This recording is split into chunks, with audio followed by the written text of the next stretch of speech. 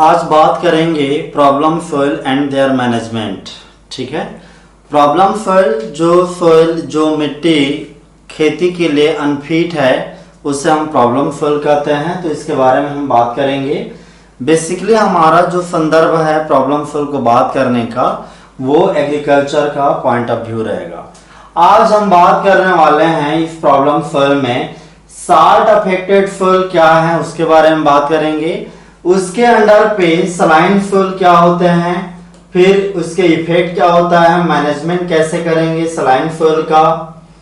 Alkali soil क्या है, उसके क्या इम्पैक्ट पड़ते हैं और उसका कैसे रिक्लेमेशन किया जाता है।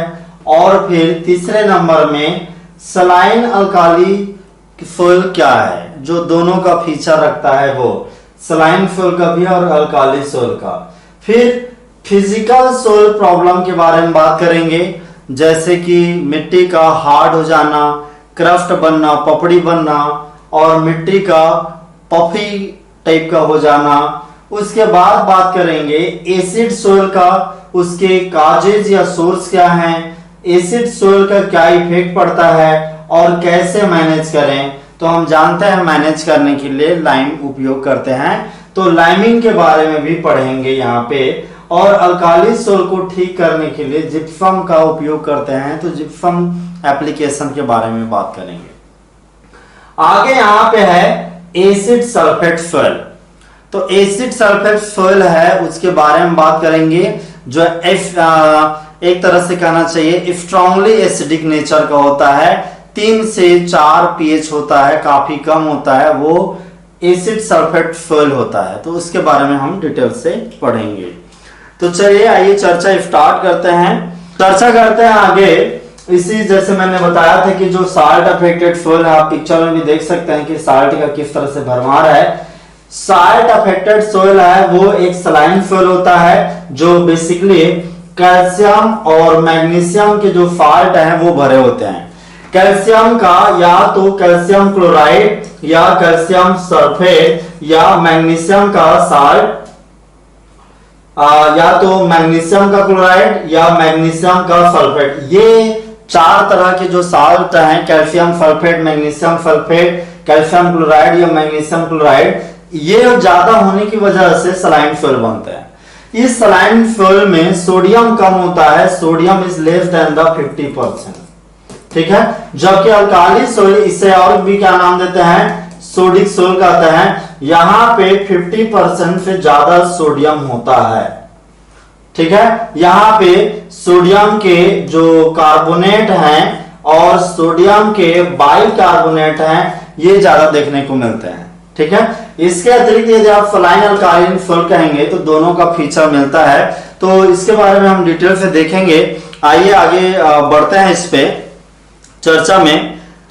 सबसे पहले साल्ट अफेक्टेड सॉइल है, इन तीनों का एक मेजर कैरेक्टराइजेशन बता देता हूं ऊपर से, उसके बाद में हम इन पे चर्चा करेंगे।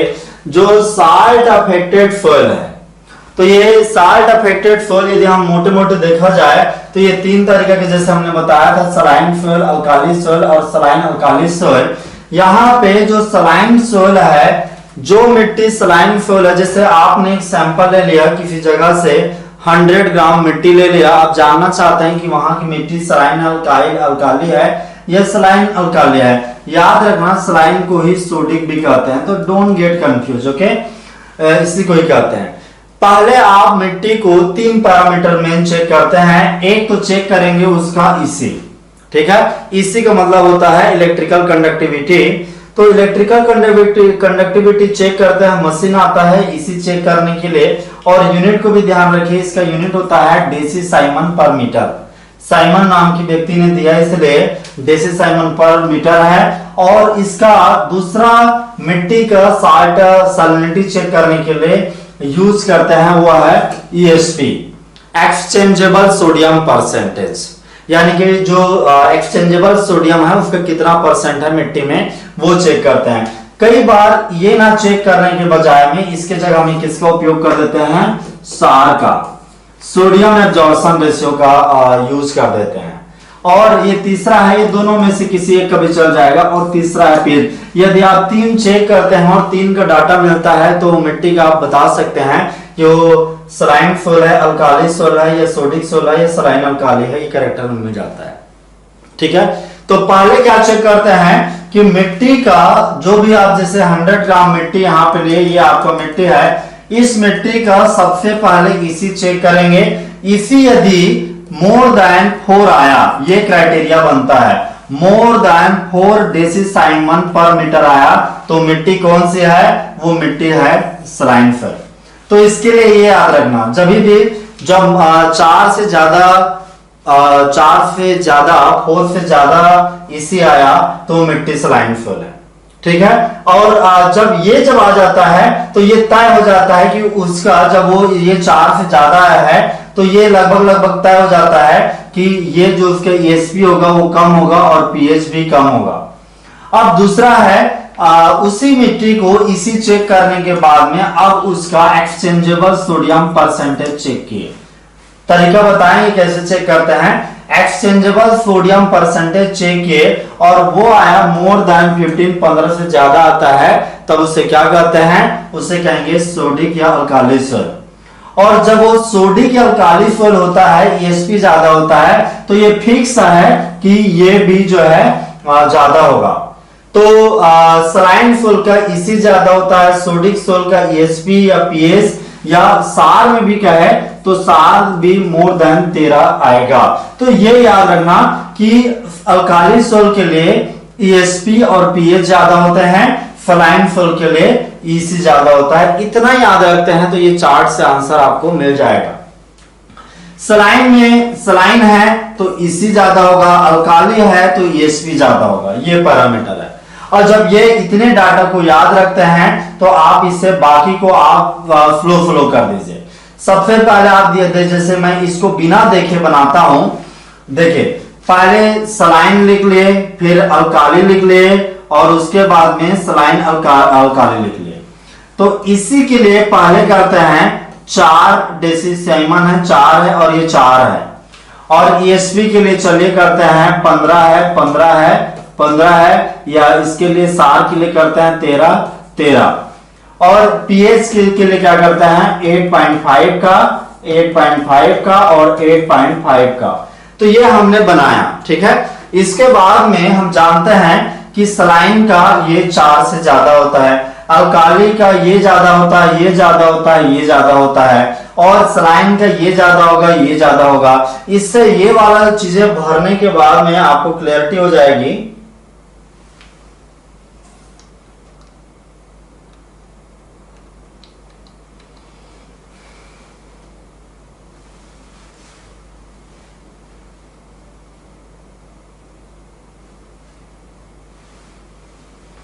इसके बाद में क्लैरिटी आ जाएगी कि ये जो है कम होगा, ये कम होगा, ये कम होगा, और चूंकि यहाँ पे ज्यादा था तो ये कम हो जाएगा। अब ये चूंकि ये इसके साथ ही था तो ये भी ज्यादा ही होता, दोनों ही स्थान में। ये वाला है वो 7 to 8 हो जाता है, ये अलग है।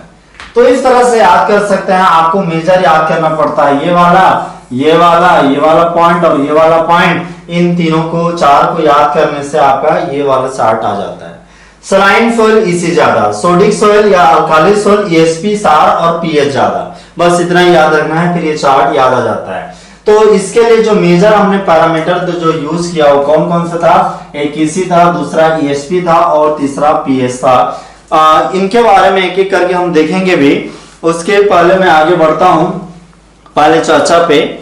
इसके पहले मैं इस पे चर्चा पे जाऊं, पहले एक अलग डाटा बता देता हूं कि जो साल्ट अफेक्टेड सोइल है, जो ये साल्ट अफेक्टेड सोइल है, इनका क्या डिस्ट्रीब्यूशन है इसके बारे में बात कर देता हूं। इसमें नहीं है, आप चाहें तो नोट कर लीजिए।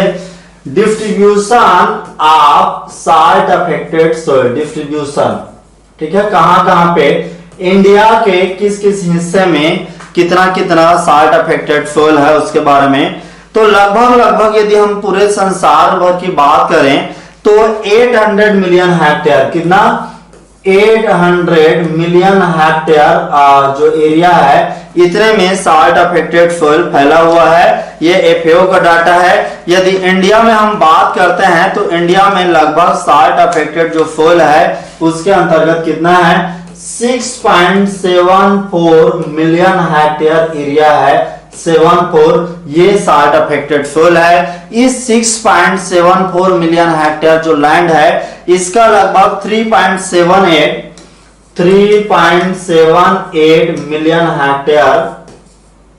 मिलियन हेक्टेयर ये सोडिक सोइल है। सोडिक सोइल 3.78 और जो है 2.96 मिलियन है, 2.96 मिलियन हेक्टेयर ये सलाइन है। तो ये कुछ डाटा याद रख लीजिए। इसके अतिरिक्त आपको ध्यान में रखना है वो है कि किस स्टेट में सबसे ज्यादा ये साल्ट अफेक्टेड सोइल है। तो उत्तर प्रदेश है, यूपी है, वो हाईएस्ट है ओवरऑल देखा जाए तो साल्ट अफेक्टेड सोइल में। लेकिन यदि आप बात करते हैं कि ओवरऑल नहीं, हाईएस्ट जो है उत्तर प्रदेश का नहीं, गुजरात का है। टोटल ओवरऑल देखा जाए तो गुजरात का पड़ेगा। गुजरात का सोइल ज्यादा अफेक्टेड है। ठीक है, गुजरात ओवरऑल मतलब तीनों तरह के जो साल्ट अफेक्टेड सोइल हैं उस पे ये हाईएस्ट है। ये है।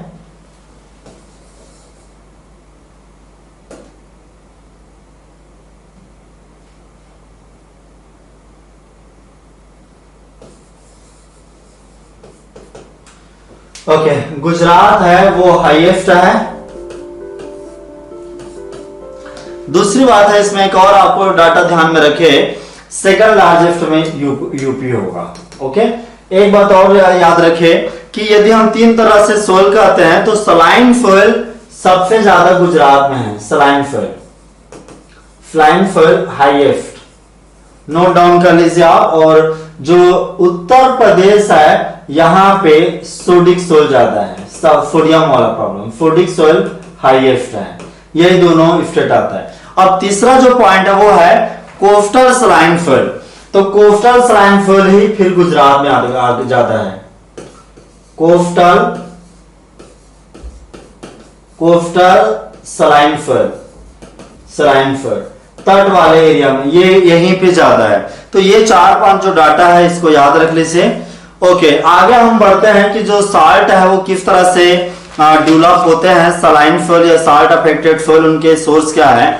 जनरली क्या है कि साल्ट अफेक्टेड सोइल के क्रिएशन का यदि हम इसका कारण देखते हैं, सोर्स या फिर कॉजेस देखते हैं, तो सीधा सीधा जो कारण बनता है साल्ट अफेक्टेड सोइल का वो है कि जब जिस रॉक के टूटने से मिट्टी बनती है वो रॉक खुद ही बेसाल्ट है, यानी कि बेसिक नेचर का है। जैसे जो बेसाल्ट रॉक है, बेसाल्ट इग्नियस रॉक, ये बेसिक नेचर का है। जब ये चट्टान जब टूटता है और इससे के टूटने से जो मिट्टी बनता है, कहना चाहिए इंडिया के इधर वाला एरिया में, तो वहां का जो मिट्टी है वो थोड़े से साल्ट अफेक्टेड बने गए।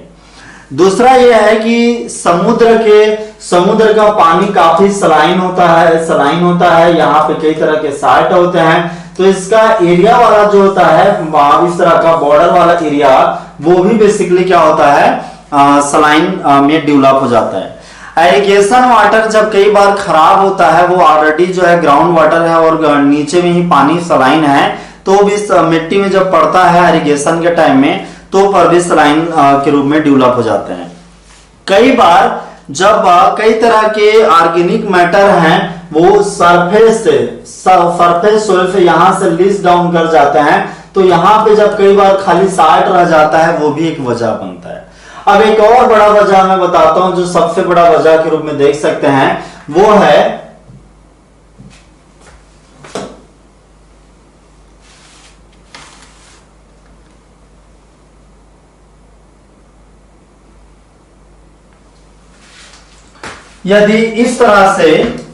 यदि आप देखते हैं कि जो हाई इवापोरेशन होता है, कहां पे हाई इवापोरेशन होता है, आप देखते हैं उस तरफ में जो सेमी एरिड एरिया है, गुजरात है, राजस्थान है, वहां पे इवापोरेशन पहुंच जाता है। जब यहाँ की पानी सूखने लग जाती है सरफेस की और ये उड़ जाते हैं इवापोरेशन की वजह से, तो नीचे के पानी इधर ऐसे आते हैं, तो इसके सामने साल्ट भी यहाँ तक आ जाते हैं सरफेस में, और इस जगह में सरफेस में डिपॉजिट हो जाते हैं, जिससे कि साल्ट अफेक्टेड सॉइल डेवलप होता है।